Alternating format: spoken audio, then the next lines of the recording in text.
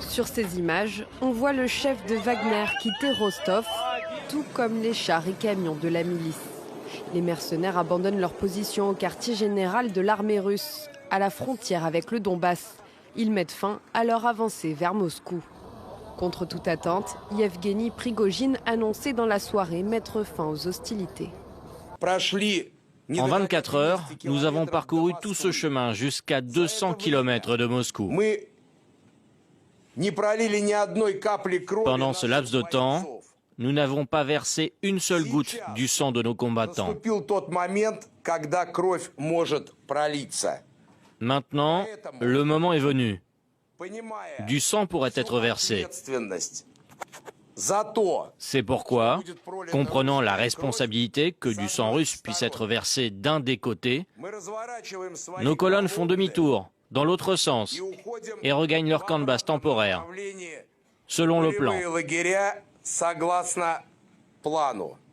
Rétropédalage spectaculaire et fin d'une rébellion qui aura duré moins de 24 heures.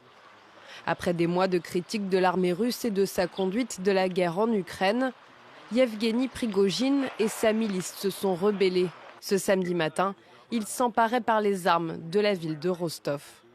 La milice, qui revendique 25 000 combattants, avait quitté plus tôt le front ukrainien pour ramener l'ordre en Russie, selon les termes de leur chef. Vladimir Poutine s'est exprimé rapidement à la télévision, sans chercher à dissimuler la gravité de la situation. Ce à quoi nous faisons face, ce n'est rien d'autre qu'une trahison. Une trahison provoquée par les ambitions démesurées et les intérêts personnels. C'est un coup de poignard dans le dos de notre pays et de notre peuple. Dans la journée, les forces de Wagner se sont rapprochées de Moscou à grande vitesse avant de faire demi-tour. Une décision qui a été actée à l'issue d'une médiation avec le président biélorusse Loukachenko, très proche de Prigojine selon Moscou. Le Kremlin annonce que le chef de la milice va se rendre en Biélorussie dans le cadre de cet accord. Lui et ses combattants ne seront pas poursuivis pénalement.